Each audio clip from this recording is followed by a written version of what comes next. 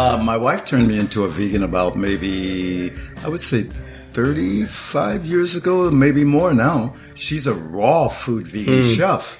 So I started out as a vegetarian, so I was still eating dairy products and eggs, eating fish, sometimes chicken. And I thought that was, I'm eating healthy, duh. And sushi.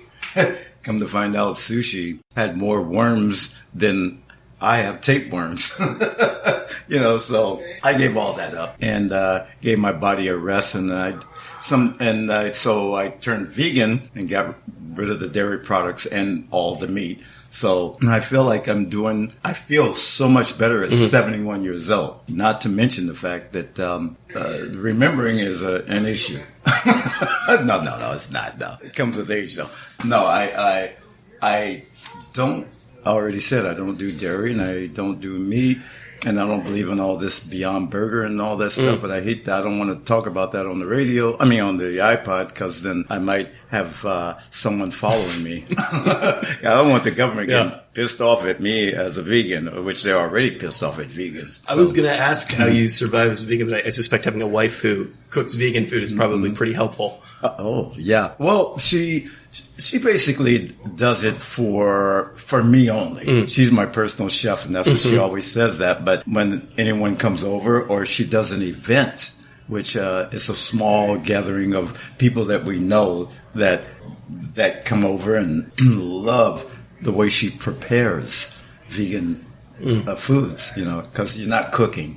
You can use the hydrator, to warm up certain dishes that taste just like a meat, because it's all put together through compost. How do you survive on the road as a vegan? I suspect that's pretty difficult. Well, not for me. What I do is if there's wheat bread. Well, first of all, let me start with the fact that I have a rider in my contract that stipulates that I have vegan food, but not everyone understands vegan. When you say vegan, first thing they say vegetarian. Yeah. So sometimes they bring the wrong thing. If they do, and then it's too late to change anything, then I'll go into vegan survival mode.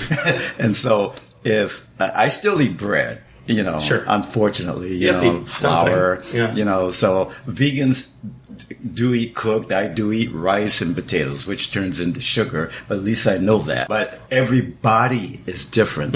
When I say body, I make the form of a body. Everybody is different. So what's good for you may not be good for me and vice versa. So, but I'll find bread, wheat bread, hopefully, and I'll put together lettuce, mushrooms, onions, I almost said it in Spanish, pepino, but cucumbers.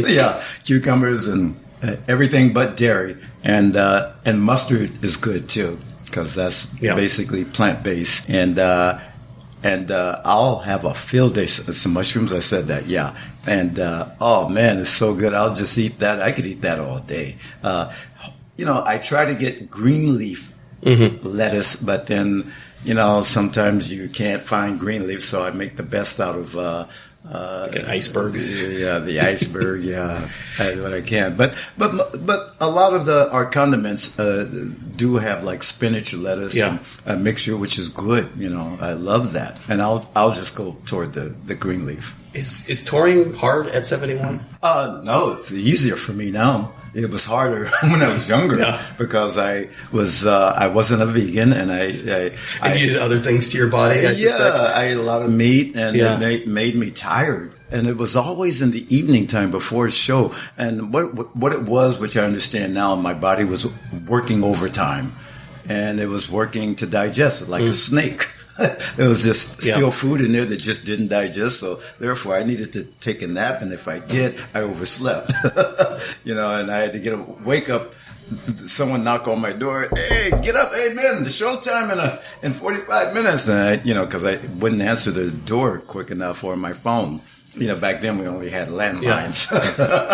In the 70s. I suspect, though, and this is just me guessing, but I suspect in the 60s and 70s, maybe meat wasn't the worst thing that you put in your body when all to work. Tell me about it. I was smoking cigarettes. I did a lot of whiskey. Actually, the whiskey ate up the food. It ate it up so much until it even put a black dot on my stomach, which back then they called that, what do they call it? I'm having a senior moment. But, when you have the black dot, ulcers. Ulcer, yeah, sure. Yeah. I mean, you're not filming anything. No. Oh, then let me have some water. Oh, sure. Yeah, by all means. When you started playing music, I mean, did you expect to be touring for as long as you are? Not really. I never really thought that our music was going to ever be played on the radio back then. I didn't think it would even get to this point because it was so different. And I mean, we had a hard time. It was different than what was being played on the radio at the time. Exactly. Yeah. We had a hard time, getting a record deal because most of the record companies wanted us to sound like so-and-so, like so-and-so. And we said, hey, here we are saying, we don't need you. We don't need anybody. All we need is the people. Because people seem to be happy already, the people that we play for. We didn't care. Yeah. We just wanted to continue playing on the streets, for the streets, by the streets. That's what we were. That's a luxury that you have when you're younger, when when you're in your 20s, when you're maybe you don't have a family, and you can focus on it full time. Yeah, and I didn't care anything about being a star or being playing on a record because I mean, what you don't know don't hurt you anyway. You continue doing what's comfortable. So not having expectations was actually helpful in that case. It was great because there was no stress, and we just had fun making music from experience. Like Jimi Hendrix said, "Are you experienced?" Yeah. That's what we were. We were creating music, and we were also pretty much covering other music that was already out there. That was way before Eric Burdon, and before we even called ourselves War. At what point was it clear that music was something that you could do for a living or do full time? When Eric came into the band as a lead singer from the Animals, he started wanting us to go out on the road and play before we even recorded anything, just to see if we could build a marriage. And if you could stand the stresses of touring together. Yeah, so he did, and he saw that what he did was, it was phenomenal. What he did was, he improvised on stage, and he taught us a lot about improv.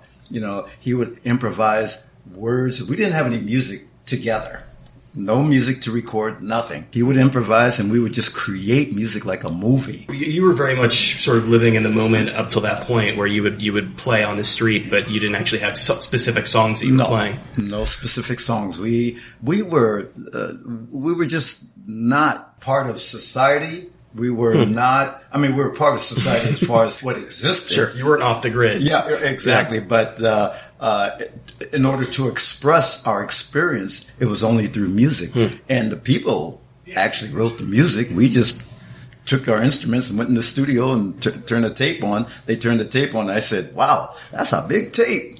I didn't know the studio. So even when Eric first comes along, obviously he's already an established rock star at that point. Exactly. You still had no specific expectations. I didn't know how big. I just I mean, you'd heard House of the Rising Sun probably. Of course, yeah. Well, I heard that through Nina Simone first, and a lot of other songs that I heard the Beatles do, and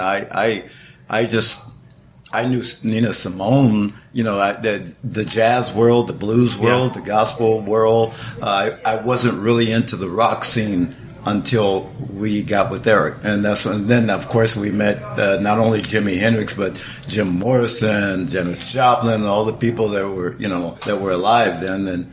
And of course, Jimi Hendrix, the last time he jammed on stage was with us the night before he died at Ronnie Scott's. Was there a clear moment in there where, it was obvious that, this is working? Oh, yes. I started feeling something spiritual. Oh, really? And at that time, coming from a church, also playing in the jazz world, I felt something spiritual again. And said, "Oh, something's going on here," and I just didn't know. And we started getting more fans. Of course, we were still called the Eric Burdon Band, and finally, people started getting it that was supporting us, including Jimi Hendrix, who was supporting Eric and his new band. Eric Burdon, and war. So people started realizing, okay, because that we were Eric Burdon and war, because we made it a fact. We were promoting Eric Burdon and war at that time. So they got it. Was it just not a good fit ultimately with Eric? I mean, the fact that you did the album, you guys were together for a while, but ultimately it wasn't going to last. Well, we did 2 albums together, so we didn't know it wasn't going to last. Eric knew that we were self-contained anyway, but he knew that you guys were going to do just fine with that. Yeah. And he was at the time he got with us, he was still having issues with his label at the time, MGM. He didn't want to bring us into that chaos, with the red tape, because we didn't understand it, and he was afraid we would have gotten pissed off about it, because we came from Compton, Watts, Long Beach, Harbor City, our mentality, and being young with big afros and bell bottoms, we could not conceive any issues about what? We can't do what? No, just like him.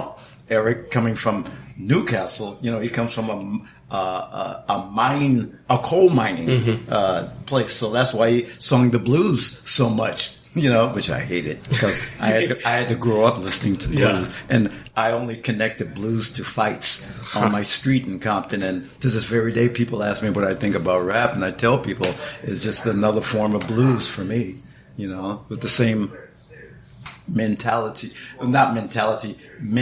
attitude, mint attitude. So musically, you feel like, and thematically, you feel like the band was working against that, was trying to be more of a kind of a peaceful group in its message?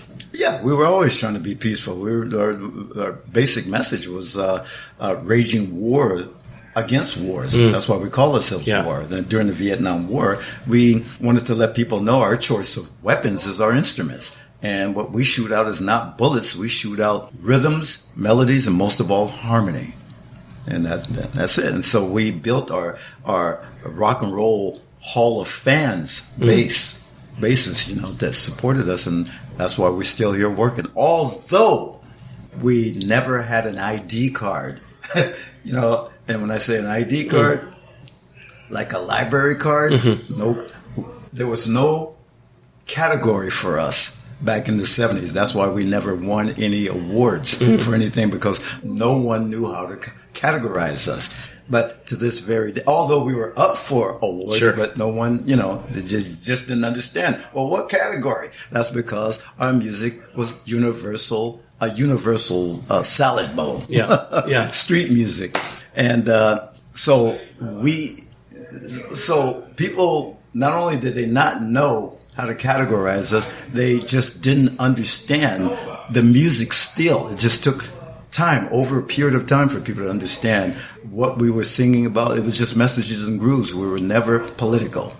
You may think it was, but it wasn't. We were just being troubadours, letting you know about your surroundings. And obviously, you've lived through a lot, and Vietnam and Watergate, and now what's happening right now politically. There are some rough things.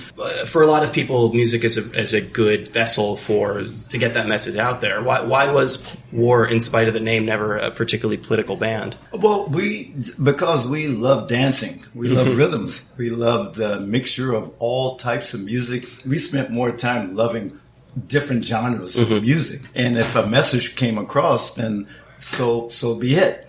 But we weren't purposely trying to talk about anything political. We only made you aware of your surroundings, like the world is a ghetto. We let you know what's going on, and why can't we be friends? We never said, okay, the president's doing this and he's doing that, but then why can't we be friends? We just said, I kind of like to be the president, so I can show you where your money went. Yeah. That's it. But we never talked about anybody or anything or any situation or post or, president's post or Senate or anybody. So it sounds like after 2 albums, after Eric left, that there was no question that the band was going to continue. Right. We, as a matter of fact, Eric gave us his blessing, and our management company decided to do some promotional campaigns, and we have billboards up called war is coming. And I think at Tower Records, we had a tank that took us down Sunset Boulevard. Yeah, a tank. We were like our heads outside the tank saying, war is coming. People didn't know what the heck. What are they talking about? Yeah. War is coming. So that was our promotional campaign for about a month or two, I believe, or maybe 6 months. I can't remember. But I'm not good with numbers. But then after that, then our album dropped, our first album after our run with Eric Burdon. And then we just kept going from there. So you did some solo work in there as well. Just boredom. The band wasn't keeping you busy enough. You needed to go do your own thing. Because I didn't want to run myself down with eating and drinking and other things. Substances. Anyway, but music, I understood one thing about what I was doing, that music was healing, and I did understand that I was a doctor of music. So I needed to heal myself and be good enough to heal people when they listen. So I said, well, let me do a solo album, whether it makes it or not. And of course I had to go through a whole bunch of political nonsense to even try to get it even at the record label, not to mention get it on there and get it out, release. So I didn't worry about it. As a matter of fact, I'm working on a solo album now. But in this case, I don't have to deal with the record label. So what keeps the unit going as a band, in spite of members leaving and dying? And obviously there was a little bit of acrimony in there at one point. How has war continued to go forward after all these years? Well, like I said earlier, our Rock and Roll Hall of Fans, they're the ones. They brought us here. They could take us out. So I stay loyal to my fans and they stay loyal to us. And that's a beautiful thing. We have so much love for each other, more than looking through mechanically through a record or a CD. It's about being able to feel each other's emotion. They feel mine and the band, and I feel theirs. And if there's a sad moment, so let it be, because that'll change after that, because then the rest is happy. We're only human. Yeah, and I know, and obviously everybody has bad days, and everybody has days where they don't want to go into work, and I suspect that that's the same for you as anybody else. Well, that only happens before I strike the first note. Really? If I'm feeling bad, it's only for that moment. And then all of a sudden I look at the people, I hear them, like, yeah. And I say, oh, it's on now. You never have days where you're on stage and you're like, I'm somewhere else. I'm not feeling it tonight. I don't really want to be here. Man, I've been sick on stage and people didn't even know. I've had like the worst way back. Yeah. I've had the worst of colds, of a cold. But I don't care what ailment I may have, for that 45 to an hour to 2 hours that I'm performing in front of the audience, I'm healed. It's just that before and after, it all comes back. You don't feel it doesn't grind on you though, playing whatever song for the 8,000th time in front of people? No, because we do it different every time. Yeah. We play the same song different. We jam it just like we jammed it when we first created it. Yeah. That's the fun part, that I make sure these guys, if you're going to play with me, I don't care about if you're in tune. I don't care if you make mistakes. You don't care if they're in tune? Or if you make mistakes, as long as you repeat that mistake and then you start getting more creative. If you can do that, then I know you're a creative musician. Creatively. And if you're out of tune, then, tune up or don't. Just let it sound. I said, our music on record, most of it, if you ever listen to it, was out of tune. And mistakes. Yeah. I was listening to Why Can't We Be Friends this morning, prepping for this, and that is a wonderfully out of tune piano at the beginning of this. It's all a jam. And I didn't want to change it. I went cling, ding, ding. I said, don't change that. Yeah. So you're still enjoying it. Oh, I love it. You kidding? Yeah. And again, it's the people that make me enjoy it, because they're supportive and they're keeping me alive. So you go through withdrawals on those points in your life when you're not playing music, when you're not touring? No, because what I do is I have about close to an acre and a half of property that I cut my own lawn. I cut my own lawn. I do everything. I have a whole bunch of battery tools that I do my own. I meditate, and it helps me write. It helps me get creative. And I don't go through any withdrawals over music because I know I do have another life besides music. And music is my children, but then I gotta have another life outside those kids. Well, so speaking of having another life, I mean, 81-year-old, 91-year-old Lonnie Jordan still going to be on tour? Yeah, I no plan to retire. And you said 91. Let's raise the bar.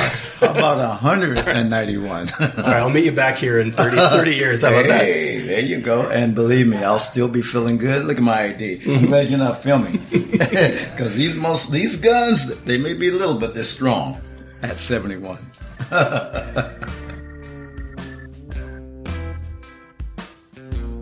That was the legendary Lonnie Jordan. Thanks so much to him for taking the time to do that. Short interview. We're pretty time constrained, but I think we managed to cram a lot in there. You can, war already, but you can check out more of their stuff over at war.com. Thanks to him. Thanks to you guys, as always, for listening to the program. If you like the show, there are a number of ways to support us. You can rate and review us on iTunes, Google Podcasts. We're on Spotify, YouTube. Like us on Facebook. If you have any feedback, it's rylcast@gmail.com. Follow us on Tumblr. That's rylcast.tumblr.com. That is the first and best place to get all of our RIYL related information. And that's about all we got for now. So stick around because we're going to be back in just about a week with another episode of RIYL.